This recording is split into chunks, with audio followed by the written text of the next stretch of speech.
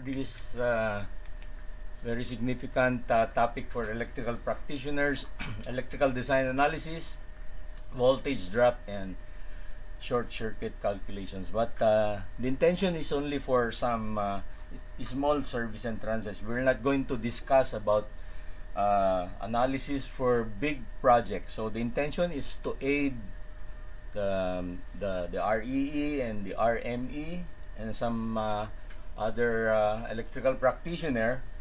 These very important requirements in the building permit, no, electrical permit, no. Lahat na ngayon ng mga electrical permit application ay kailangan kalakip na itong electrical design analysis, okay? So tamang-tama ito sa ating mga practitioner, pati na rin doon sa mga ating nakasali doon sa CREX, no, Certified Renewable Energy Expert Program ng MEPF, Organization of the Philippines. Meron tayong in-upload na ID, yung design natin sa CREX ID, yung aking ID, ang daming nagko-komento, kala mo kung sino yung mga komento ng komento, kala mo kung sino magagaling. But anyway, gusto nila doon ako mag-apply ng certification sa DOE. Hindi naman nagbibigay ng certification DOE. O kaya sa PRC. Yung PRC, hindi naman nagbibigay. REE lang, ganyan. Mga kanya-kanyang ano lang doon. Wala pa doon. At sa mga eskwelahan na malalaki, kunyari, UP, o Lasal, o iba pa, wala naman. Kundi kaya naman, mag-aaral ka ng matagal. Doon sa curriculum natin sa electrical engineering, any battery storage, battery design, wala pa, hindi pa nakasama. Kasi ang design ng curriculum natin luma pa. Yung mga transmission line na nandun, wala pa itong microgrids. Kaya medyo, yun ang kakulangan. Kaya tayo'y ganun na lang ang ating pagpursigi nitong mga rooftop renewables, no, para makatulong sa ating bansa. Makatulong na sa atin, nagagamit, at the same time eventually makakatulong sa ating bansa sa ekonomiya. So yan, babatiin natin, ang dami kagad. Mukhang marami ngayon ng libre, si Charles August Doke ng Zambales, good evening. Si Ed B, good afternoon, sir. And then si Levi May Narciso, good evening. Ed B, good evening po. Ronnie De Vera, good evening. JV Alincor Bundok, good evening, sir. John Kenneth Sanosa, good evening. Alfred Hamillarin, good evening. Giller Lizardo, good evening. Ronnie Recapente, good evening. Nicholas Laksamana, waiting, sir. Nick from Kuala Lumpur. So, regard sa mga kababayan natin dyan sa Kuala Lumpur, Nick, very good that nakakarating tayo dyan. Meron din yung si Engineer Mbile, nandyan naman sa Singapore. Meron din mga nandun sa Middle East, sila Bernie Losada, at saka yung si Engineer Clemente. Marami, no? So, nakakatuwa kasi itong ating ginagamit na medium, which is yung YouTube webinar, kalat, no? Nakakalat. Tapos, andyan ulit si Rowell London, good evening, sir. Rowell London here, yes. And then si Joel Barnaquea, good evening, sir. At usually mahaba to, pero sisikapin ko na medyo maigsi-igsi o mas mabilis. Okay, so ang topic natin is practical design analysis, voltage drop, and short circuit calculation. So, ang intention nito, itong sample ko is sa maliliit lang na proyekto, hindi yung refinery, hindi yung brewery, hindi yung malaking planta. Otherwise, kung hindi ka PE, hindi mo siguro basta makuha yung mga project na yon, mga brewery, malalaking project, Coca-Cola, malalaking project sa Unilever, malalaking project sa mga high-rise condo, hindi mo basta makuha. Ang nakakakuha niyan yung mga big companies, sila DCCD, sila ano pa ba, Technosphere Consultant, TCGI, mga ganun makakakuha niyan, magkamalalaking project. Of course, yung mga kilalang PE, pwede rin sila Lad Mujica, sila Mar Alex, no? Yun, mga sikat na mga PE yun. Pero yung kung hindi naman kita mamalitin kung REE ka o RME o di kaya practitioner ka na maalam, ay hindi mo basta makuha yon. Malamang ang makuha mo yung mga salon, shop, yung mga maliliit lang. Pero okay na rin yan kasi hanap buhay na rin yan. Kaya yan ang gusto kong ituro para lahat pwede. Maski nagda-dropsman ka lang dyan, walang makakapigil sa'yo na aralin to. No? Basta eventually, kung dropsman ka lang ngayon, aralin mo para balang araw pwede ka rin mag-license ng Registered Master Electrician. Yan kasi yung pinakamababang license na sa practitioner ng electrical, di ba? Yun. So, sa PRC, no? Otherwise, sa TESDA ka, yung NC2. Okay. So, ako si Engineer William Jacintuan, di hamak na malakas tsumamba sa mga board exam, ay sineswerte kay Lord, Anyway, so dasal muna tayo. Name, Father, Son, Holy Spirit. Amen. Amang banal, pinupuri ka namin at pinasasalamatan sa mga biyaya at sa tuloy-tuloy mong paggabay sa amin, mga kapatid at sa aming bayan. Sana po ang gawain ito ay magbibigay ng dagdag na kalaman, kakayahan at kaunlaran ng bawat isa at para sa aming bayan. At sana po, ilayo mo pa kami sa mga sakit, lalo na itong COVID, at ilayo mo rin kami sa mga sakuna, pati ng aming mga mahal sa buhay. Lahat po ito ay aming tinatas sa iyo, dakilang Ama, sa pangalan ng iyong anak na si Jesus. Amen. Okay, so ito yung aking table of contents nitong presentation. No? Electrical Design Analysis, Introduction, Roman numeral 1, Roman numeral 2, Wiring Design Analysis, 3, Voltage Drop Analysis, 4, Short Circuit Analysis. Pero ito hanggang small service lang tayo. Yung industrial service, ipapadala ko na lang dun sa PDF copy, pero hindi na natin i-discuss kasi sobrang haba na siya, no? So, okay. So, ito yung aking table of contents nitong presentation, no? Electrical Design Analysis, Introduction, Roman numeral 1, Roman numeral 2, Wiring Design Analysis, 3, Voltage Drop Analysis, 4, Short Circuit Analysis. Pero ito hanggang small service lang tayo. Yung industrial service, ipapadala ko na lang dun sa PDF copy, pero hindi na natin i-discuss kasi sobrang haba na siya, no? So, what is electrical design analysis? Electrical design analysis is conducted to determine the characteristics of branch circuits, feeders, types, ratings, and trip settings of the overload protective device to overview the capabilities of electrical distribution systems. 1. Wiring design analysis, optional calculation. 2. Voltage drop analysis. 3. Short circuit analysis. Okay, so bakit kailangan na ito? Kasi nung araw, maalala ko, hindi naman nire-require ito sa mga submission ng electrical permits, no? Okay, nung December 15, 2015, ang dating secretary pa nung ng DPWH ay si Secretary Rogelio Singson, okay, ay nagpalabas ng memorandum ng December of 2015. Ito, Electrical Design Analysis, Philippine Electrical Code Compliance. So, nilagay niya, in order to attain electrically safe environment pursuant to the National Building Code, etc., yung Philippine Electrical Code, is required. Yan. Pirmado niya at may selyo pa, may barcode pa ng kanyang opisina. So, kasi nirefer niya, nasa code naman yung requirements na yan, bakit nga naman hindi ginagawa? Parang ganon, no? So, ayan, ito yung nakalagay kasi sa ating Philippine Electrical Code na nakalagay naman yung design analysis na requirement talaga. Ayan, no? Requirements in the Philippine Building Permit. So, nakalagay ito sa ating code, no? In electrical documents, electrical plans, technical specifications containing the following: location and site plans. Ayan, mahalaga yung location, no? Legend and symbols, general notes and specifications, no? Electrical layouts, kasama rito lighting layout, outlet layouts, convenience outlet layout, power layout, motor layout, lahat ng layout, diba?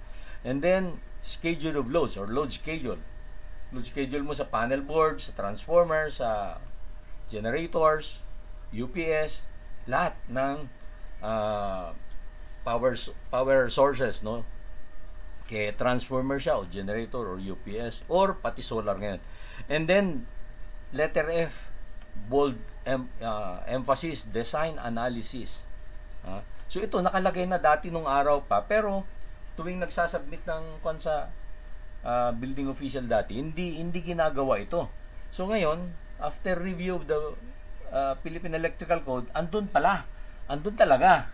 So ni-require na ni Secretary ng Public Works. Ayan. Kaya mula nun, kailangan na. Of course, kasama dyan ang one-line diagram. Naalala ko nun, nung bagong implement, nung 2016, ayan, ito, memorandum ng, April 27, 2016. Ito, from the Office of the City Engineer, sinusulatan na niya yung owner ng bahay, nagpapagawang bahay, at nire-require na siya. Ayan, nakalagay. In preparing design analysis, also consider to include short circuit calculation and calculation of voltage as per Philippine Electrical Code requirements. Yan. Correction must be initiated by a PE who sign and seal the plan. So, yun, nire-require na. Kaya maya't maya. Kung minsan, may nagsasabi, ba't hindi hinanap sa akin nung nag-apply ako? Kung minsan, siguro, dahil sa busy yung mga building official, nakakalusot sa kanila. Hindi nila nahahanap. Meron pero sa karamihan, for the past, mula 2016, laging hinahanap yan. Although, kanina lang, may nagpapirma sa akin na, na designer. Sabi niya, dati hindi ako hinanapan doon sa ganitong city. Hinanapan daw siya. Siguro nakalusot ka lang kako. Nakalusot ka lang siguro. O di kaya kako, meron kang abogado na na may 3 tao. O di ba? Alam niyo yung abogado na may 3 tao na nakalagay, o kaya yung di ba? Yung nakaganon, di ba? Ayun, baka ganon. Kaya hindi hinanap. Wag naman sana. Okay? PEC 2017, Article 1.3.2.1F5. Design analysis.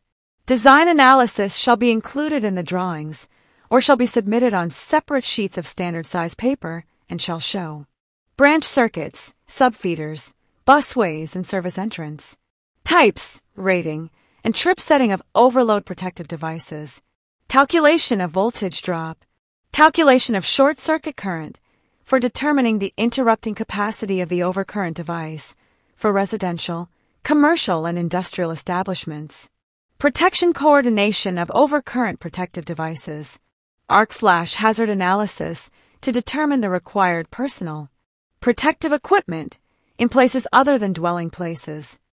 Yes. Arc flash analysis kailangan din, pero sa malalaki lang, hindi sa mga residential, to determine the required personal protective equipment in other than dwelling places. So, pagka mga tahanan, mga residential, hindi siya kailangan yung arc flash hazard analysis. Pero kung mga malalaki, other than dwelling, sabi niya, mga industrial plant, kailangan yan. Kasi doon nangyayari yung mga mataas ang fault, may possibility ng pagsabog doon ng arc flash. Okay? So, at ang isang malaking dahilan, yung sinasabi ko lagi, ito yung malaking dahilan. Ito naisama ko doon sa iba kong lecture to pino-point out ko na naman doon sa mga first time na maka-attend dito sa aking presentations, na meron kasi tayong dalawang klase ng mga 220 volts breakers, yung mga ginagamit pang bahay, Meron yung kulay black. Ito yung mga black, American standards to, katulad ng GE, Westinghouse, Square D, Square D, Cutler-Hammer, ito Siemens. Of course, meron din yung Fuji, kulay black din yun, Fuji breaker. May Mitsubishi rin na kulay black, At meron siya yung kulay puti. Kulay puti. Itong kulay puti IEC standards ito. IEC standard. So European standard ito. Okay, anong pagkakaiba nitong kulay black at sa kulay puti? Okay, unahin natin si kulay black. Si kulay black ay 10 kaik yung ganito, 10 kaik, 10,000 kiloampere interrupting capacity o 10,000 ampere interrupting capacity or 10 kiloampere interrupting capacity. 240 volts din. Molded case circuit breakers. So yan yung mga American standards, which meron na rin Japanese, yung Fuji and Mitsubishi, At I think Toshiba meron din yata mga small breakers, no? Ngayon, ito naman si puti, 6 kaik lang. 6 kaik lang kasi naka-design siya sa 400 volts na line to line na 230 volts line to neutral. So IEC standard. So anong ibig sabihin nito? Mas mataas ang interrupting capacity nitong kulay itim kaysa dito. Kaya kung ang short circuit available mo sa service and trans mo kasi masyadong malapit yung bahay sa kalye, sa poste, sa transformer, abay di mas mataas ang fault level nun, malamang baka malapit-lapit ka sa 10 kaik, mga 9,000, 8,000, lampas ka sa 6,000. Ayun. Pero kung mga malayo-layo ka sa service transformer, sa distribution transformer, mahaba-haba yung feeder mo, so pwedeng mas mababa yung short circuit mo, pwedeng mga 6 kaik. At of course, doon sa mga design ng building ng mga 400 volt system, ayun, medyo talagang mas mababa sila. Pagka mag-compute ka ng short circuit calculation ng mga high-rise na ginamitan ng 400 line to line to 30 volts line to neutral, talagang hindi lalampas sa 6 kaik yung mga maliliit doon. Unless na malaki yung feeder mo. Yung mga pang residential lang doon, na condominium units, dwelling units, talagang mababa lang. So yan ang problema. Kung bumili ka ng puting breaker dahil mas mura siya, kinabit mo doon sa feeder mo, service and trans mo, panel board mo, na mas mataas yung fault level, daw ka. Hindi tatagal yan. Kung nagkaroon ng short circuit, baka mawarat masira itong 6 kaik mo. So yun ang problem, no? So yung ibang practitioner, naalala ko nung ni-require ng DPWH, nagre-reklamo sila. Meron na nga akong kilalang PE, may edad na rin. Sabi niya, bakit pa kailangan yan? Dati wala naman yan. Siyempre, ni-require na nga para for increasing the safety of installation, in order to select the proper circuit breaker, di ba? Tapos magre-reklamo ka. Hindi pwede. Kailangan sumunod ka. Kasi safety. Okay? Pangalawa, siyempre, tayong mga electrical professional, dagdag gano rin natin yan. Dagdag trabaho, dagdag singil, di ba? Dagdag pagkakitaan. Kung si structural engineer, meron siyang structural design analysis, si electrical, meron ding electrical design analysis, di ba? Si structural, ang kapal-kapal ng analysis niya. Tayo, at least hindi man kakapalan, meron, di ba? Yan. Okay. At pangalawa, bakit kailangan mong voltage drop calculation? Again, kasama na rin ito sa mga previous kong mga PowerPoints.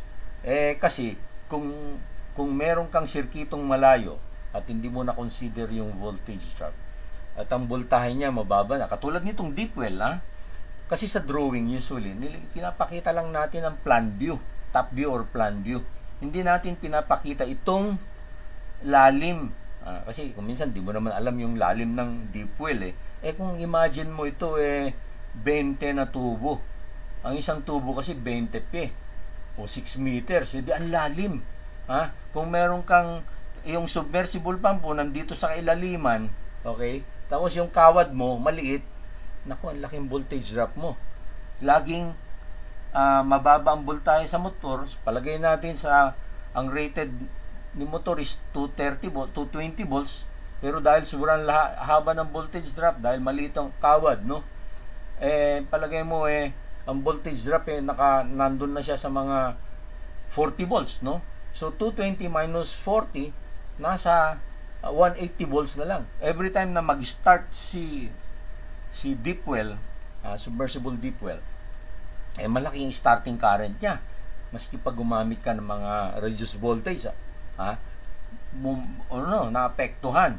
Hindi katulad pagka tama yung size mo within the allowed yung starting voltage drop mo, di mas maganda yung takbo niya. Anong problema kung mataas ang starting current or mababang voltage dito sa motor, mataas yung starting current, laging nag-iinit si motor tuwing mag-start. So ibig sabihin, sa kalaunan, baka hindi tumagal ng 20 to 25 years. Baka 8 years, 7 years lang, o 5 years, masisira na siya. Yun ang problema, di ba? So, yan, hindi masyadong inaano yan, ina-emphasize. Itong drawing na ito na nagpapakita ng lalim ng motor, wala sa mga drawing natin yan. Wala sa mga electrical plans natin. Okay? Puro tayo layout plan. Di ba? So, yun, makakaligtaan natin to. So, kailangan kumputin na natin voltage drop. Okay? Wiring design analysis. Guidelines for wiring design analysis. In preparing a wiring design analysis, you must consider these three important factors. 1. Type of occupancy. Dwelling units, hospitals, banks, restaurants, etc. 2. Floor area. Calculated from the outside dimensions of the building. Note: exclude the open porches, garages, and used or unfinished spaces that are not adaptable for future use. 3. Voltage system. A 230-volt system will produce load currents higher than a 400-volt system or a 460-volt system. Guidelines for wiring design analysis. 1. General loads.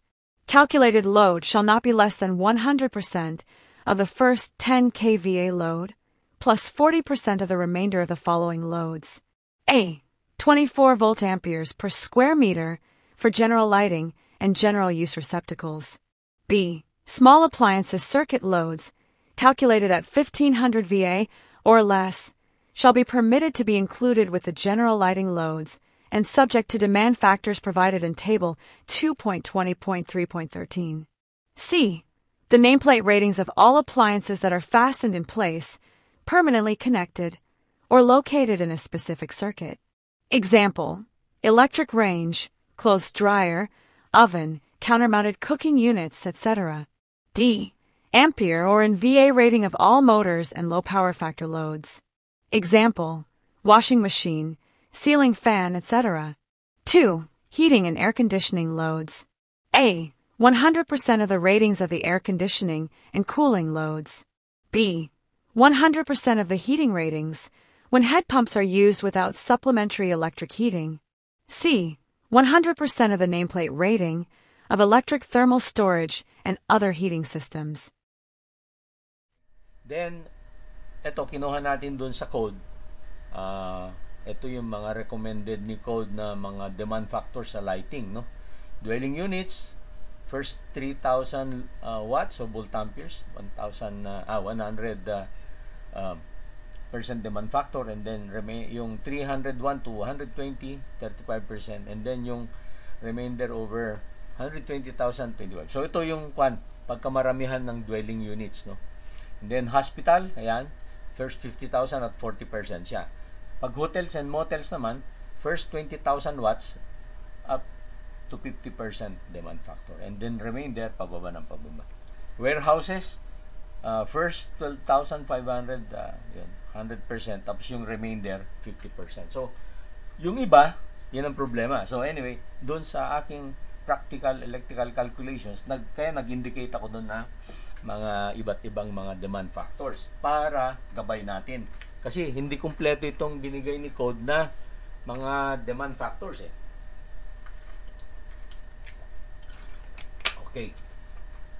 Okay, so for dwelling units up to 50 square meters floor area with load not exceeding 3,680 volt amperes, calculated load shall not be less than 100% of the first 3,000 volt amperes plus 35% of the remainder. So ganyan yung sample, no? Okay. So ito yung style ko na gumawa nitong analysis. Pag hindi ko sinalpak sa loob ng drawing, sa loob ng tracing, ganito ko ginagawa. Kunyari, merong magpapapirma tapos wala siyang analysis. So sasabihin ko, o pare, wala ka palang analysis, gusto mo gawin ko yan. Ayan. So ganito yung style ko, tinitignan ko yung load schedule niya, nire-review ko yung single line niya, tapos ginagawan ko nito. So ganitong format. Makikita mo, tanyan dyan yung nasa baba yung pangalan ng kumpanya ko, yung FEM. F means Fire Protection, Electrical, Mechanical, Plumbing, Safety Engineering. At ito yung second page niya, meron na ng riser diagram indicating the service entrance size of service entrance, the main breaker and the branches. Okay, so ganyan. At naka-indicate dito yung mga different sizes ng mga computed sa bawat branch. At siyempre yung service entrance ito, no? At yung selection of breaker. Ganyan ang ko mag-format. So, first page and then second page. Ito. Yan. So, ganyan lang.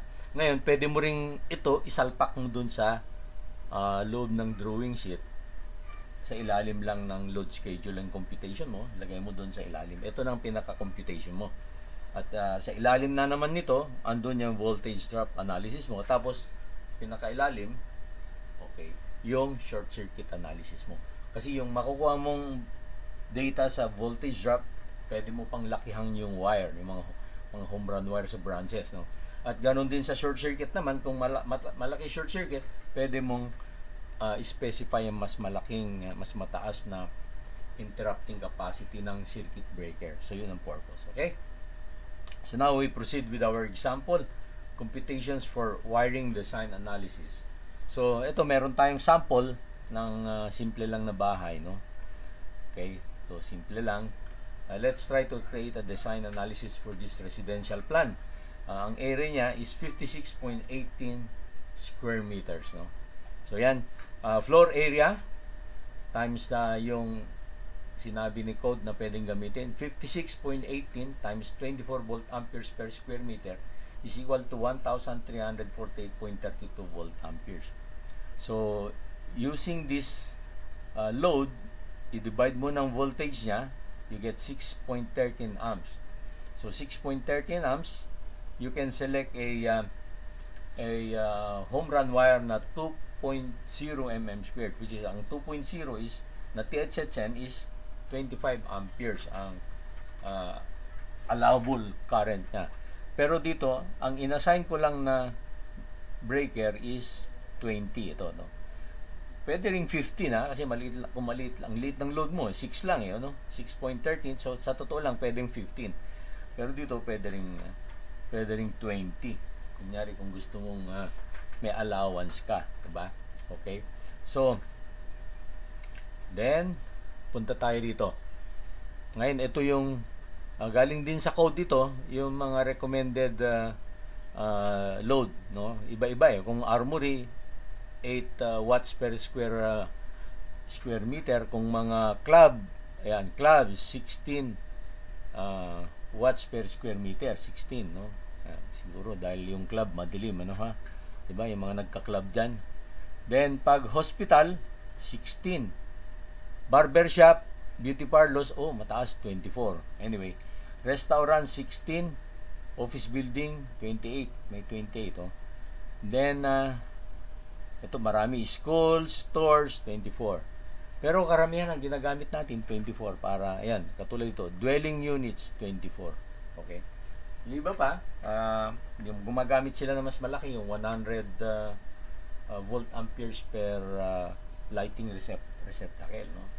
Nung araw na ang mga ilaw pa natin, incandescent bulb tsaka fluorescent, ayun, tugma yun. Pero ngayon, LED bulb na tayo.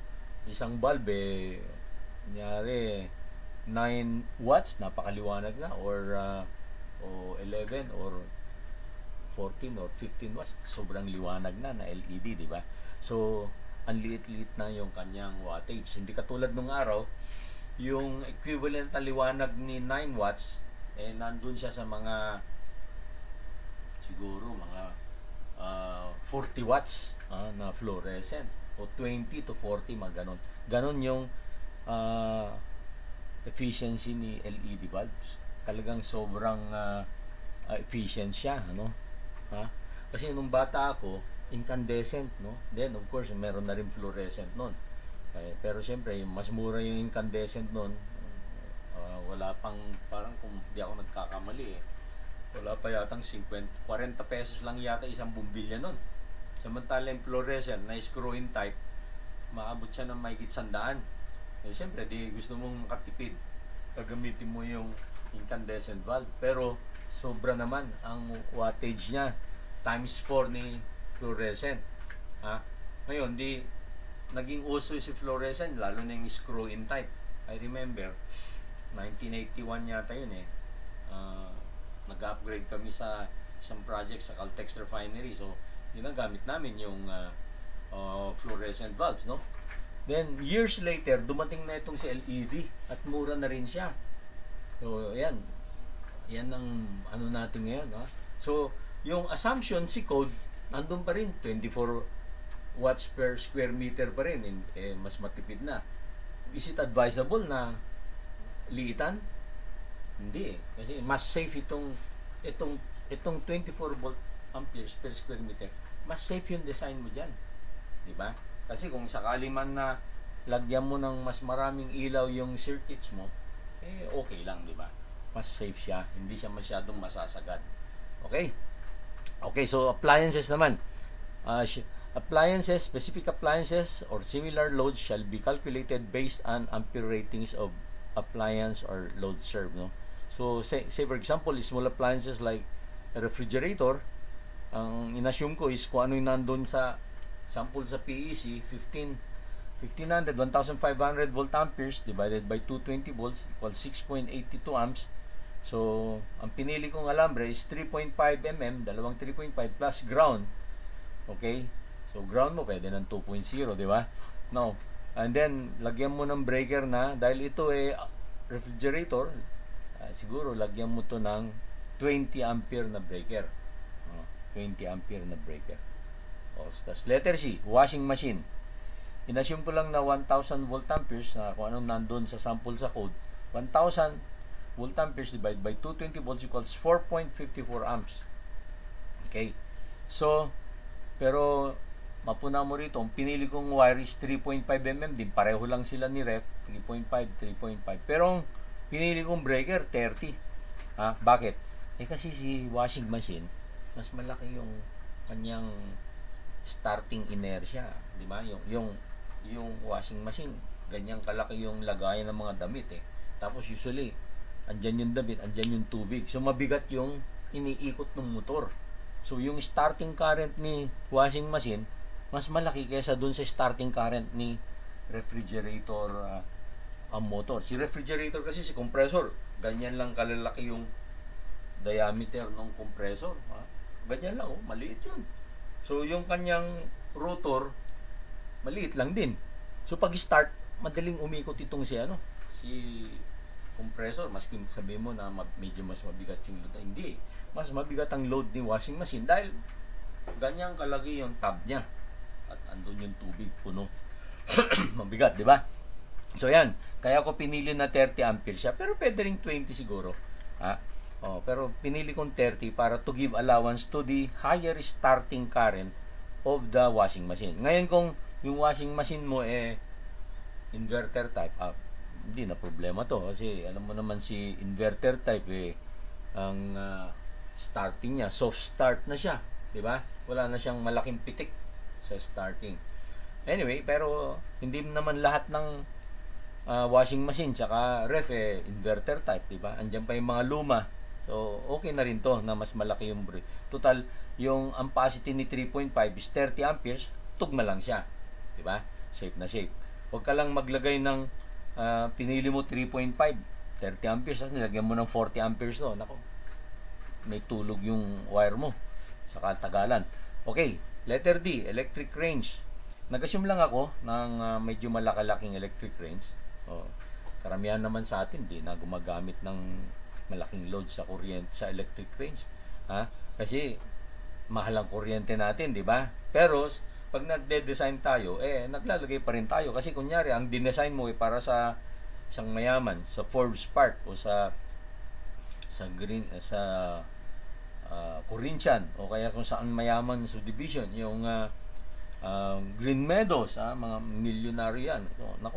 O Ayala Alabang na ang lalaking mga lote at bahay at appliances. Yun. Kailangan mo talagang lagyan ng provision nito. Baka talagang meron siyang ganung appliances. So, 1 electric range, 8,800 volt amperes. So, 8,800 divided by the voltage. Nag-demand ako kasi hindi naman lahat ng plate gagana, no? So, 32 amps. Then, pinili ko 5.5 amps, 40 amperes, 40 ampere breaker, no? Yan.